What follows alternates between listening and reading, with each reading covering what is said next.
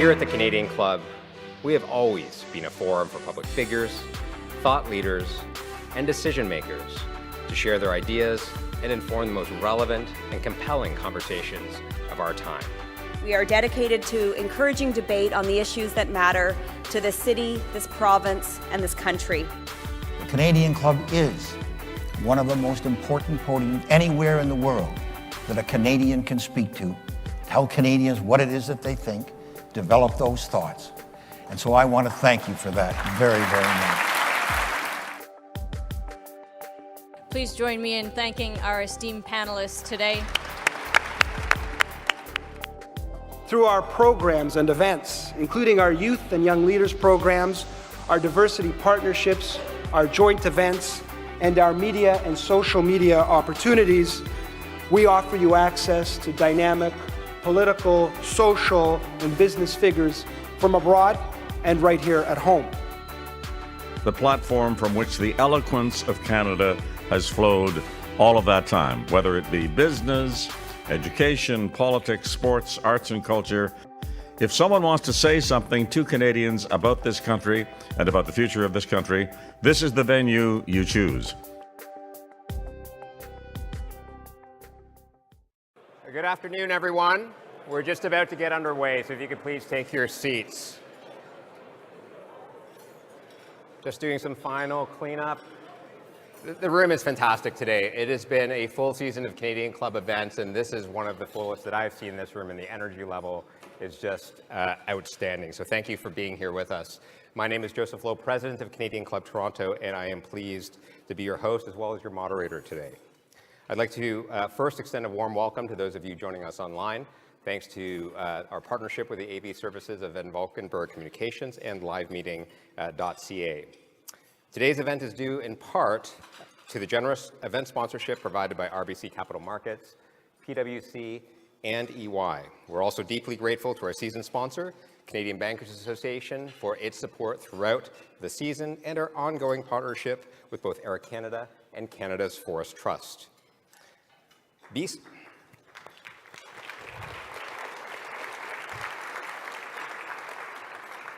BCE and Bell Canada's leadership role in our economy is truly undisputed. Its president and CEO has been vocal that bold investments in small and rural communities will help fuel our economic prosperity as well as our competitiveness as a country.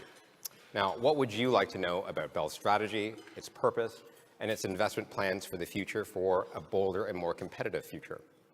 I invite you to use the Q&A cards that you'll find at your tables. We will come around, collect them, and get them to me at the front. And if you are joining us online, hit the Submit a Question button, as always, on the right-hand side of your screen, and we'll get your questions that way as well.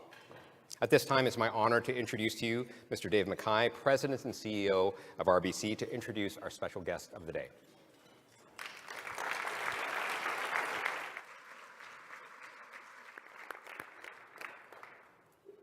Well, good afternoon. It is so great to be back in this room and look over a very, very full room. I think a record attendance, which speaks to the importance of our topic and the importance of today's speaker.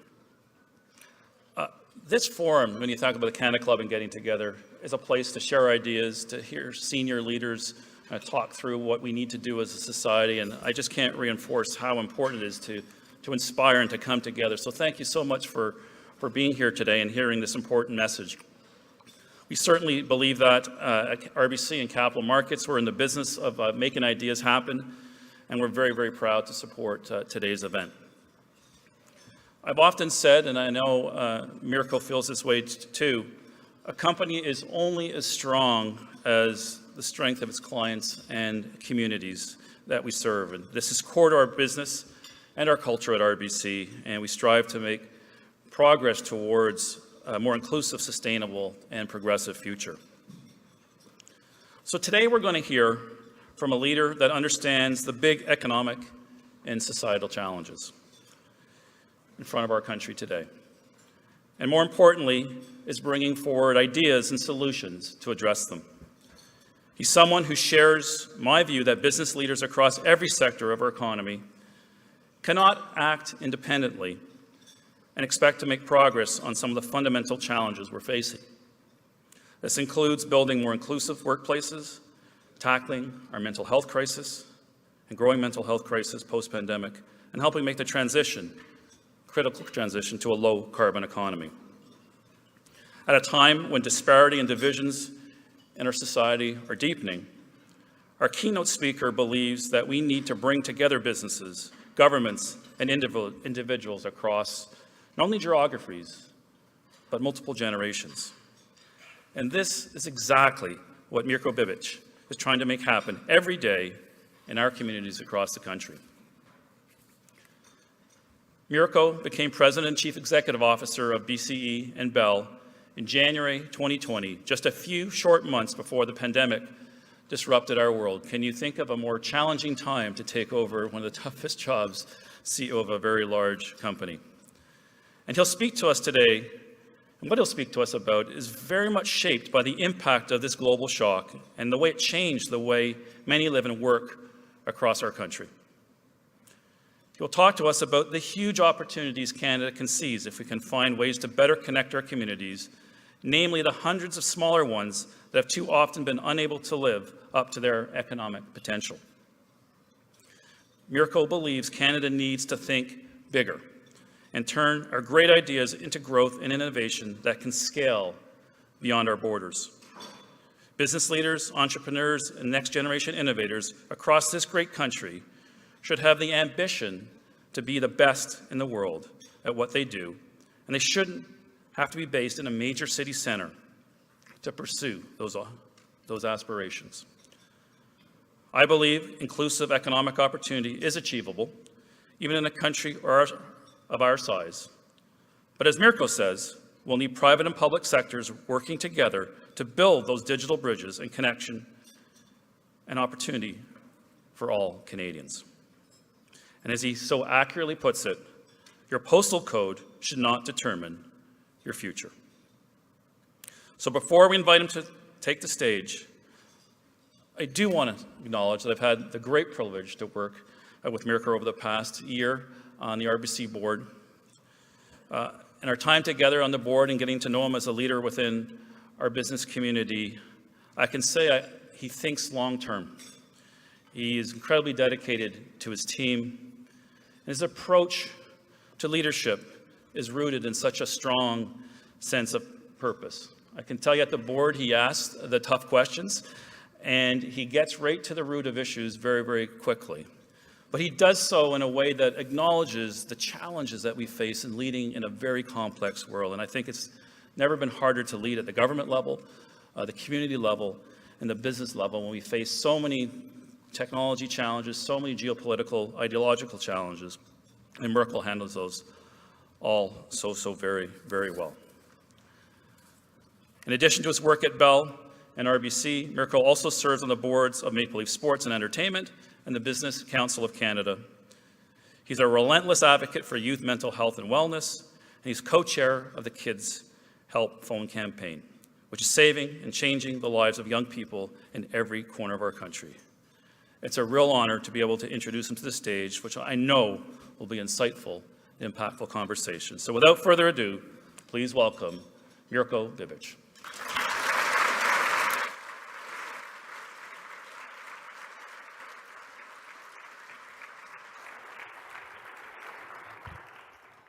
Good afternoon. Thank you, Joe. Thank you, Dave, for those warm words and the warm welcome. And I echo Dave's comments on the Canadian Club and the importance of what it does to provide a forum like this so we can all get together and talk about critical issues that affect Canada's success today and in the future. So Dave mentioned that I became CEO of BC and Bell Canada in January 2020. It's actually my first business speech of this nature in the city of Toronto. So 3.5 years later, a few things got in the way. I would have wanted to do this earlier, but I think it's long overdue. Hopefully in about 15 minutes you'll agree with me. Time goes by. So Bell Canada, it's a 143-year-old company this year, and we've always delivered for Canadians, but today's different. It really is. Today we operate in a faster-paced industry that provides the latest technologies to consumers and businesses on an unprecedented scale. Today, we've always been drivers of communications, we're drivers of information, we're drivers of entertainment, and we're enablers of innovation as we've never been before. So again, back to the concept of time. In the past 6 weeks, just the past 6 weeks alone, Bell joined forces with Air Canada to help Canadians stay connected on the ground and up in the skies. We're carving a position in cloud-focused technology solutions with the acquisition of FX Innovation. FX is a Montreal-based company that specializes in professional and managed services for cloud and workflow automation solutions. And with this acquisition, what we'll be able to do is assist our business customers, hopefully many of you, in your own journeys to the cloud and your own digital transformation initiatives. And in the past 6 weeks, on the Bell Media side, we reached a new agreement with Warner Brothers Discovery to ensure that the only made-in-Canada streaming service, Crave, continues to deliver the premium HBO and international content that our audiences love. So that's just the past 6 weeks. And meanwhile, as time goes by, each and every day, we continue to deploy pure fiber internet across the GTA and in smaller centers, including Essex Centre, Harrow, Leamington, and Lincoln right here in Southern Ontario. And it's this last point that's particularly important. It's at the crux of what I want to share with you today.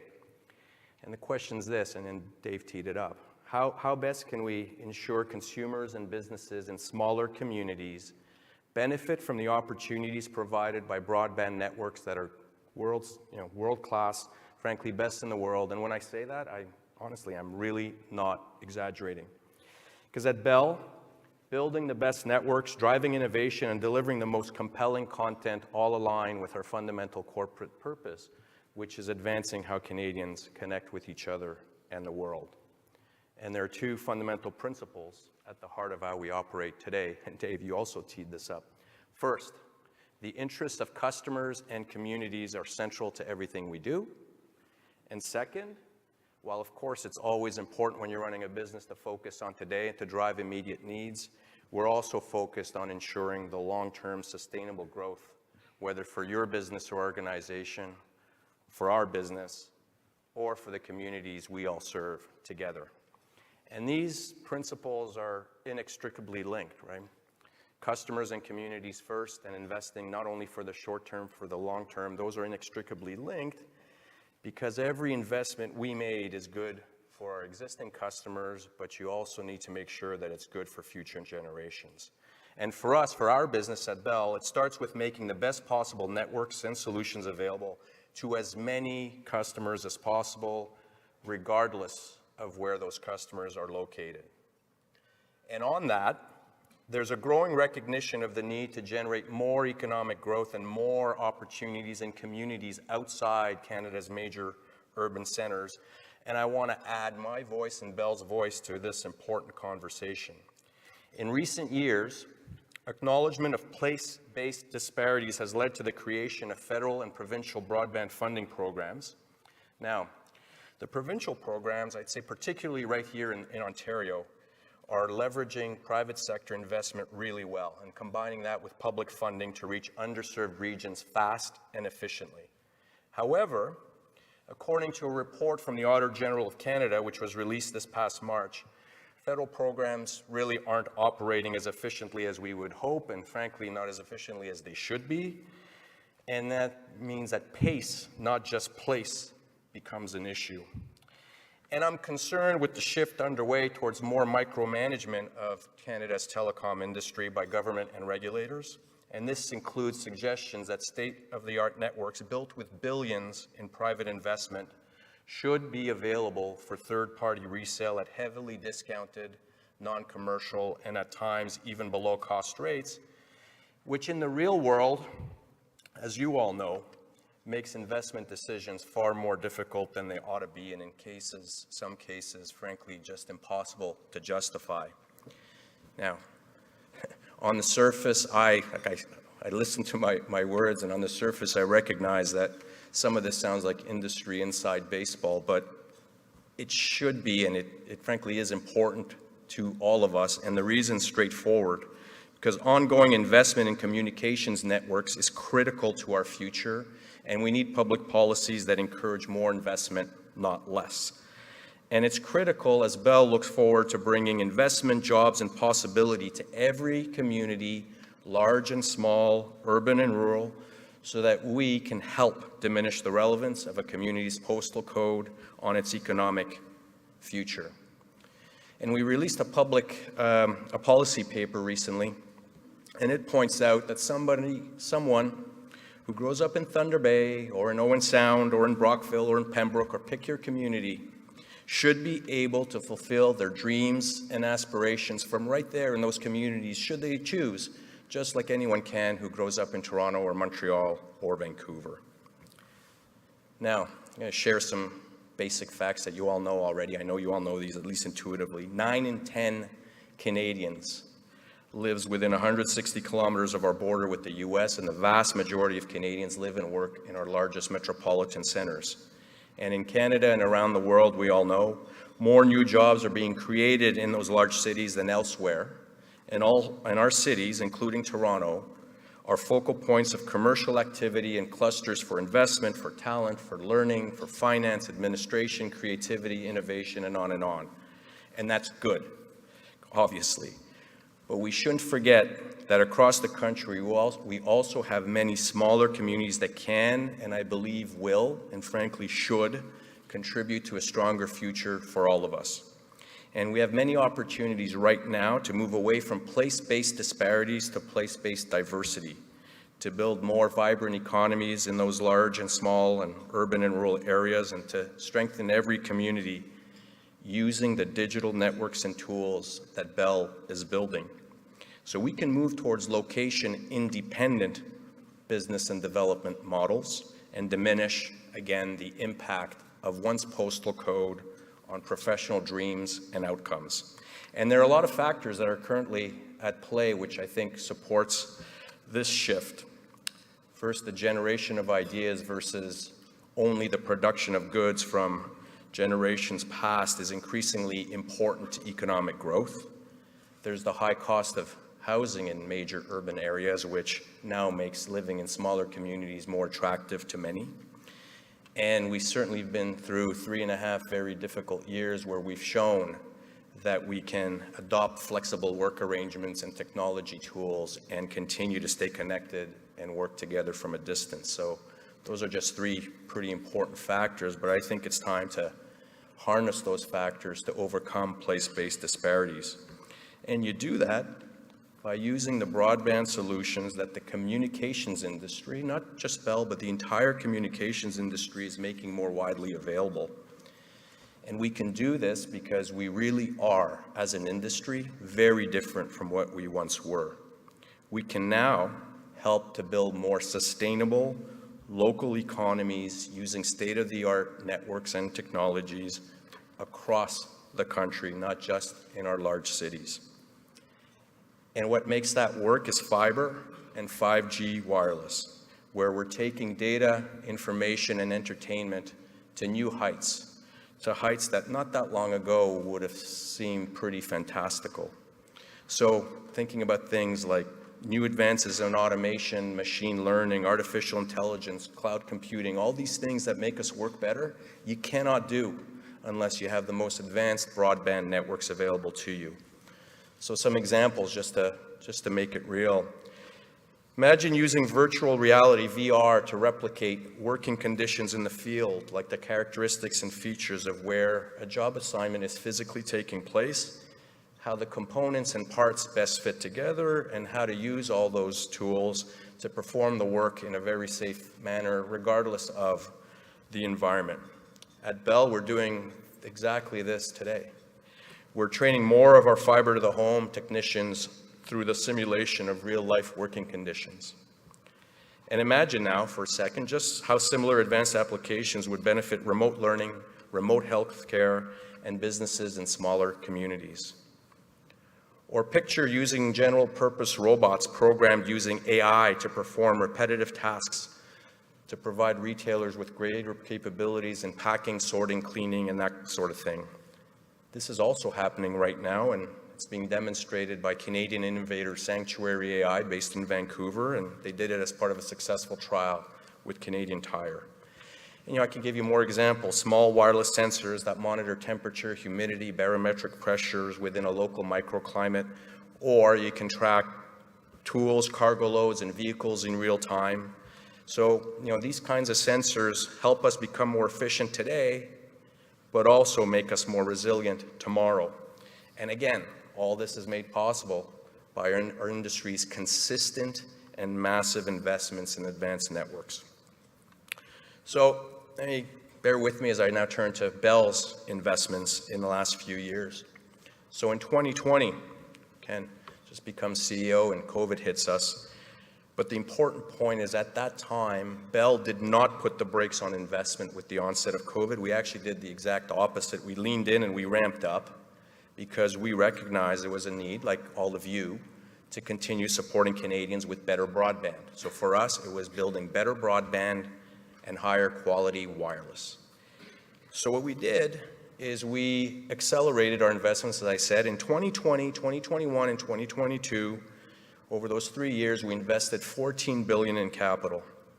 And the focus was more fiber and more wireless in smaller communities across Atlantic Canada, Manitoba, Quebec, the Northern Territories, and right here in Ontario. And because of those accelerated investments over that 3-year period, we made fiber available to an additional 2.6 million homes and businesses in the areas where we operate. And we operate with wireline infrastructure from Manitoba all the way to the East Coast. So because of this investment, 2.6 million additional locations have access to fiber. Because of this investment, we've hired an average of 2,000 new technicians each of those years, so an average of 2,000 in each of those 3 years. These are the folks in the white vans with the Bell logo who install your lines and repair your lines. 40% of those people are newcomers to Canada who secure high-paying jobs. So in 2023 now, we'll build fiber to an additional 650,000 locations. And the vast majority of these deployments are funded by Bell shareholders. And what we're doing with that, when I keep talking about fiber, it's Bell Fibe Internet, and we're delivering reliable speeds multiple times faster than what our cable competitors offer. We're providing the same download and upload speeds. The speeds we offer are the fastest in North America. Again, I'm not exaggerating. Leading Wi-Fi solutions, and all of these things are important competitive differentiators for us and more reasons for all of you to use Bell if you aren't already. So that's fiber. And if we go to wireless now for a second, our 5G wireless service is available today to 85% of, will be available to 85% of Canadians at the end of the year. I'm getting 6 months ahead of myself. And at the end of the year, we'll have 5G Plus available to 45% of Canadians. Now, 5G Plus, we're already in the second generation of 5G, which is pretty remarkable when you think that in January of 2020, 5G wireless did not even exist. So it's pretty remarkable accomplishments in my view, particularly if you think about Canada's population density. In G7 countries, excluding Canada, the average population density is 200 people per square kilometers. In Canada, it's 4. And on top of this, based on the most recent CPI data, while inflation pushed prices for all goods and services up more than 4% overall during the past year, wireless prices went down 8% over the past 2 years and almost 25% since January of 2020. So that's a huge decline. So here we are in Canada. We've got 4 well-capitalized wireless and wireline competitors. All of us are operating on a national or near national basis. So that's more national competitors that we have in Canada, country with the lowest population density. We have more national competitors than the US, Germany, Australia, Finland, South Korea, and if I had more time, I'd give you a longer list. So look, the presence of 4 large, well-capitalized competitors and other regional competitors really is a testament to the tremendous ability of our industry to address the challenges our demographics and geography pose. And this progress goes completely against the prevailing but false narrative. The reality is We've got the most robust communications landscape than most countries. And it's significant progress, really is. But despite having spent the last few minutes, talking about all the progress we've made, I do acknowledge that there's far more to be done.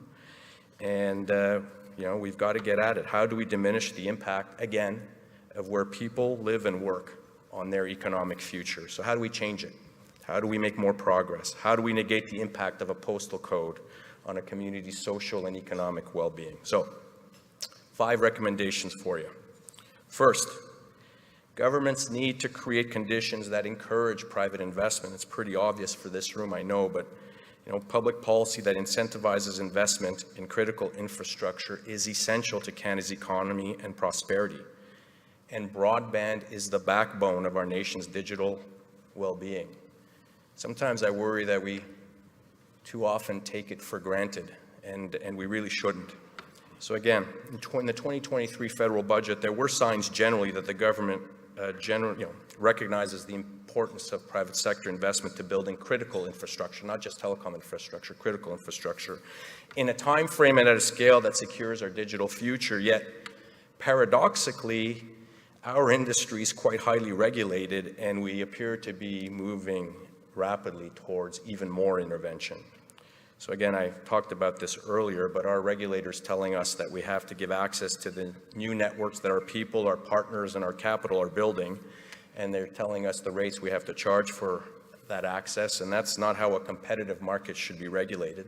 Certainly doesn't strengthen the quality or resiliency of the networks and services you all rely on, and it doesn't support better connectivity or equal opportunities for smaller communities.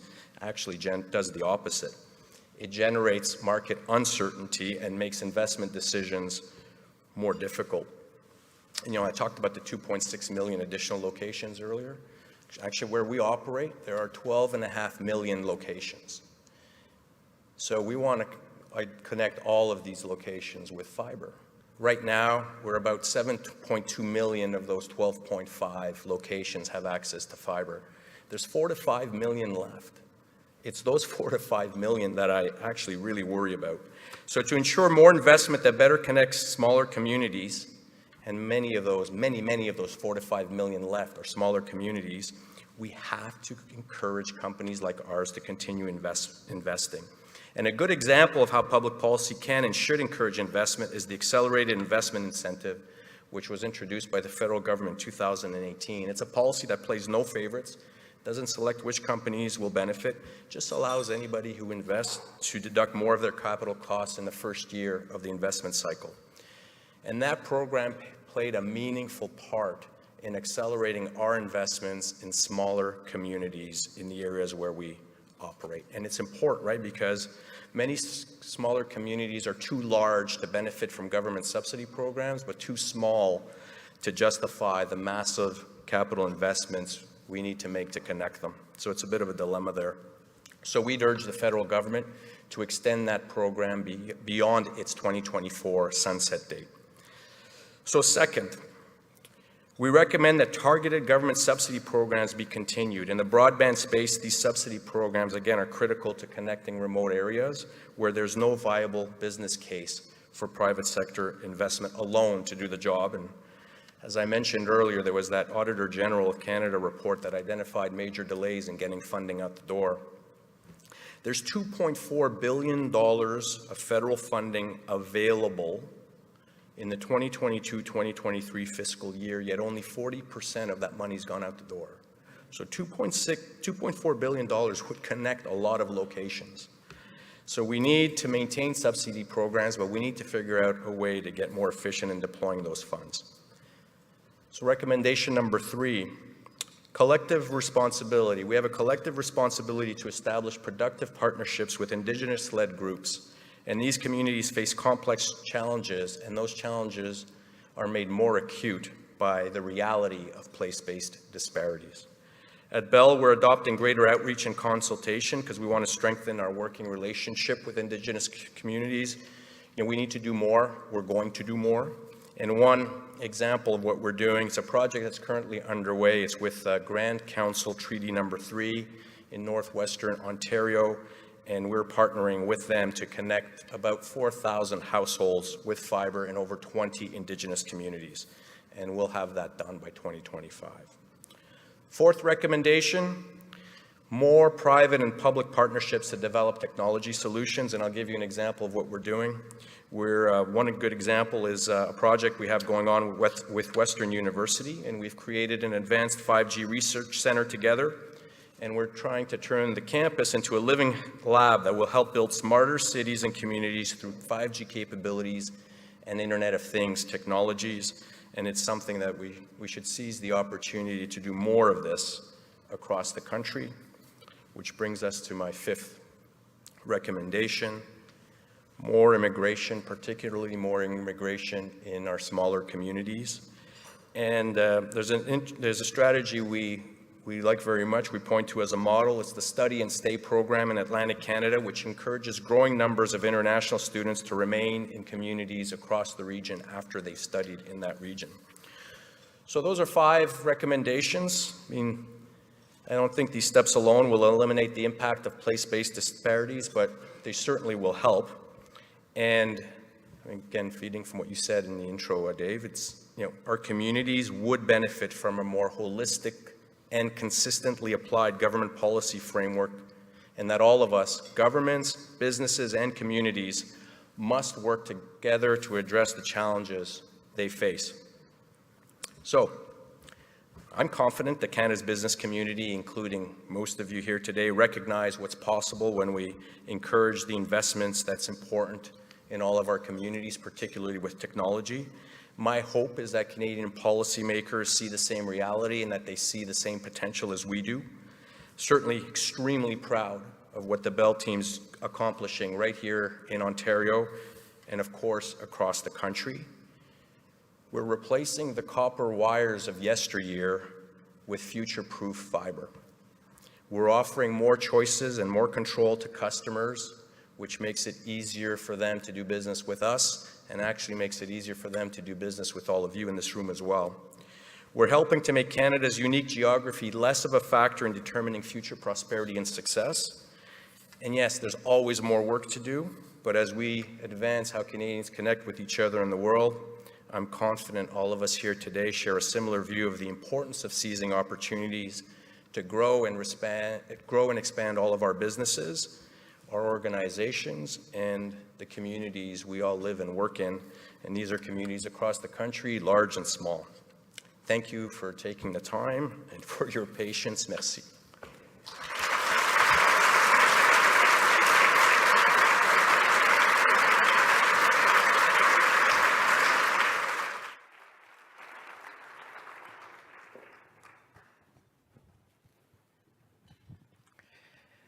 Are we on? Fantastic. Okay, good. Mirko, thank you, Thank you for your remarks this afternoon, and let me take the opportunity to thank you for joining us here at the Canadian Club for your first, we'll call this place a place as well, kind of Toronto-based remarks. So thank you so much. Maybe members and guests, whether you're online or joining us here in the room, a reminder to send your questions up. We do have a few minutes remaining for question period, and we'd love to field some of those directly from the audience. As they're doing that, Mirko, maybe we can just start off back to the crux of your argument around place-based disparities and your clarion call to government and regulators. What would you see as the right place and approach from a government and private sector perspective to strike the right balance in order to deliver on I think the opportunity that you illustrated for us? Yeah, I think when you get into the details of how our industry operates and how public policy plays a role, I think we get bogged down with a lot of historical baggage. So what I would say is, let's park and put aside arguments we may have had in 2008 and 2015 about prices and competitiveness, et cetera, and just say, okay, right now, what's going on? Right now we have two traditional telcos, two more traditional cable cos who are large and have national scale, and it's the type of competitive environment that perhaps we didn't have in the past. But again, what's the point of comparing it to 2008? There's no point. Today, we have tremendous amount of competition, and look at kind of just prices. For example, I went back and I looked at wireless prices on certain plans in 2019. If you look at what you can get today in the form of a wireless plan, you can get the double the data for half the price compared to only 2019. So what I would say, to go back to your question, Joe, is let's park all the baggage from 2008, 15, 19, focus on today. So what we should be doing is creating, was what the speech really, create an environment where the four players will continue to have incentives to invest massively, and investing massively is what allows us to differentiate ourselves competitively from each other, and by definition, that just leads to more customer value. That's great. And so maybe double clicking on that a little bit with this new environment moving forward with a fourth national wireless carrier. What is Bell's position kind of on this new competitive environment, and kind of how the industry is now shaken out from today forward? How do you view your marketplace competitive set differently than in the past? Oh, I think, start to answer your question, how do I view the competitive environment? I think it's only good. Start with, it's the best outcome for consumers. More competition drives more value. What we want to do is we want to continue to invest to, again, go back to my theme, to differentiate ourselves from our competitors. But there comes a point where if government is too interventionist, all of us are going to have to scale back those investments, which is not good for consumers and businesses. And it's the standard thing. Like if you got to start cutting back on capital, what gets cut first? Does the GTA get cut first, or does some northern community in Ontario get cut first? We know the answer to that. And that's kind of where you pull on one thread, and be careful of the unintended consequences. So how I view the competitive environment is that it's fundamentally good for consumers. It should be, that competition should be a driver for more investment. Let's not put brakes on that through misguided public policies. That's very, very helpful. Maybe reeling it back to your comment earlier on given some of the price comparisons and the research that you've done, that Bell has done, what would you say to critics? Because I think we hear about this in water cooler conversation, who argue that internet prices and cell phone prices are too high in a day and age where, as you've argued, broadband access is critically important to competitiveness. Yeah. Why do people continue to talk about that? Look, again, you can get kind of cheeky in your response and say, we've all been in the US, right? Service is terrible.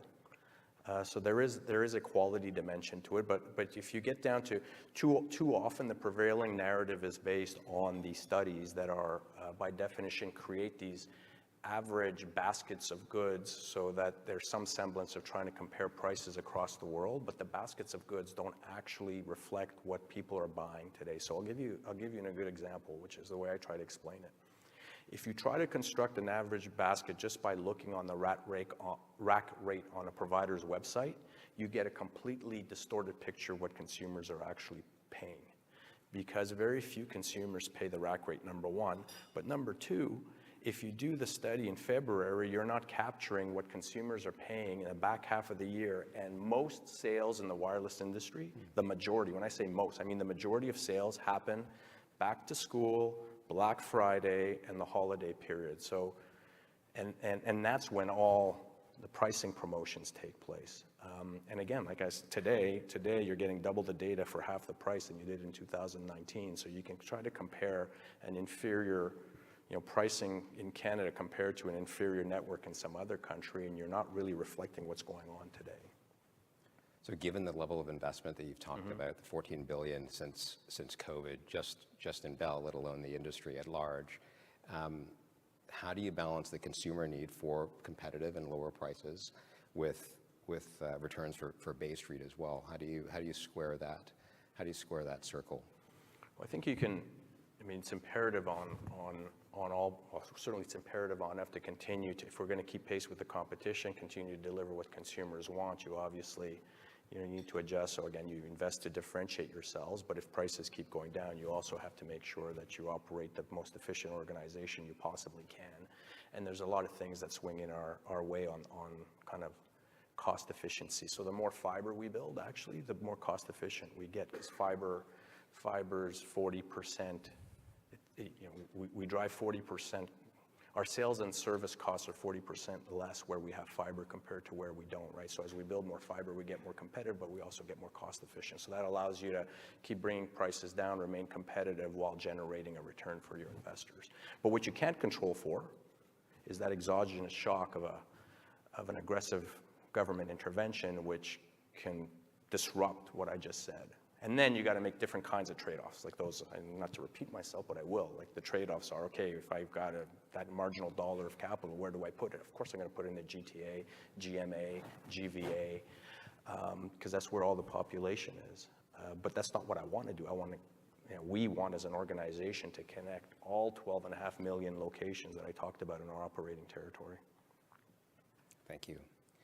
Maybe let's turn our attention to one of the other important tenets and important business units in Bell's ecosystem, media. Mm-hmm. Can you discuss government's role in that industry, and how is your perspective any different? Well, depends. So the issue on the media industry is, the media industry globally is undergoing some pretty important shocks right now, right? The shift in technology has fundamentally disrupted legacy media companies, so we all have to adjust to that, including ourselves, but that's on us to do. We're now this should be a time-limited thing, but we're in the middle of an advertising recession, which just kind of compounds the issue. But back to kind of government's role, all we ask for is a level playing field, so same rules for all. So when you have global streaming giants who are in this country, and just to put it in context for you, there's about $17 billion spent in Canada each and every year on advertising. About $12 billion of that $17 billion is digital advertising, and 95% market share with Google, Facebook, and a couple of the other larger global players. They get to operate in Canada with no regulatory rules. Meanwhile, we have to operate, not just Bell, but Bell Media and other Canadian content companies have to operate under a completely different set of rules, which were built in 1993 and earlier. And so what we would ask from government is, okay, either if I want to be consistent with what I've spent 45 minutes talking about, which is less government intervention, fine, then remove the intervention on us so we can compete on a level playing field. If it's important for different public policy reasons to have a set of regulatory rules in broadcasting, that's fine too, but then impose those same rules on everyone else. That's very helpful. We had Jordan Bitto from Torstar here a couple of months ago, and he shared a similar perspective.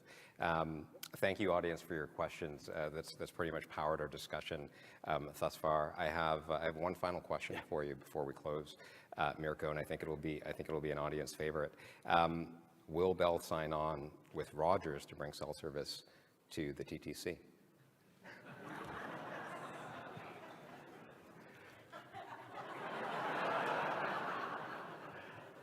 Can I answer that question with a question, maybe? The question, I appreciate the question. It's very topical. It's a sensitive issue. By the way, this is an example. Millions of riders or commuters on the TTC. That's kind of a public good. That's the kind of thing that you actually ought to focus regulatory attention on. Just like we own millions and millions of telephone poles across the country, and we're mandated to give access to those telephone poles to anybody who wants to build their own network, which kind of makes sense because you don't want 5 telephone poles in the same place all over the country. So that's a public good. I think the TTC fits that bill. So it ought to be viewed in that way. But I would rephrase the question, which is, will Bell sign on? The question is, well, why won't Rogers indicate that it will let others sign on? Will it or won't it? If so, what will be the terms? When? To the current infrastructure that's in the TTC or to 5G when it's ultimately built? Like these are built. These are the fundamental questions that actually should be asked, and the onus ought to be on them. Now, our Minister Champagne, Innovation, Science, and Economic Development, so the federal minister, decided to weigh in on this and wrote a letter to all the CEOs saying, get your acts together, come on, and made the letter public. And nothing's happened. We've asked all these questions that I kind of blurted out of our colleagues at Rogers, and we have no response. So the minister's now kind of weighed in. He ought to finish the job and mandate access. Well, we have a fall season coming up, so we'd be glad to have both you and Tony back on stage and get to that answer. Well, Mirko, thank you so much for spending a few moments of your time with us today. It's extremely valuable, and we appreciate it enormously. At this moment in time, I would like to welcome Nicolas Marcoux, CEO and Senior Partner of PwC Canada, to offer some thanks. Well, thank you, Mirko, for sharing your valuable perspective and insights on such a critical issue for our country. Your leadership in working to reduce disparities through network technology is truly inspiring. Like Bell, at PwC Canada, we strongly believe in creating equal opportunity for all Canadians. Bridging the digital divide will ensure all Canadians prosper, and that's when we'll unlock the full potential of our country. As we reflect on the insights that you shared with us today, we're reminded that collaboration is key to achieving our common goals. By working together with businesses, government entities, and communities, we can ensure that no Canadian is left behind. So let's carry forward today's discussion and consider the role we each play in creating a more equitable and prosperous future for all. Merci beaucoup, Mirko, and I think you deserve a standing ovation before I pass it back to Troy.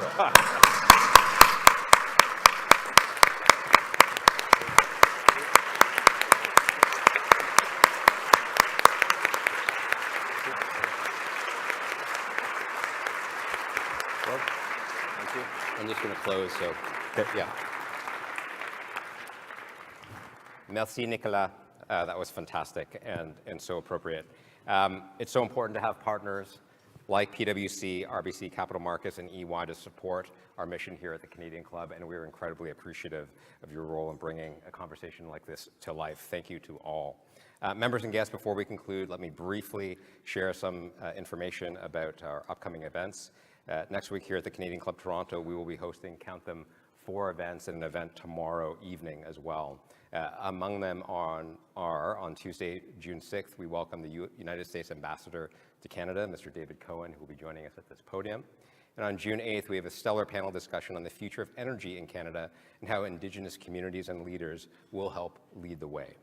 Please visit us at CanadianClub.org, where you'll find out more about these events and others, as well as membership options. Mirko, a final thanks to you and the Bell Canada team for joining us today. It's been fantastic to have you. Members and guests, good luck, have a great afternoon, and look forward to seeing you again very, very soon. Thanks, Joe. Good. Really appreciate it.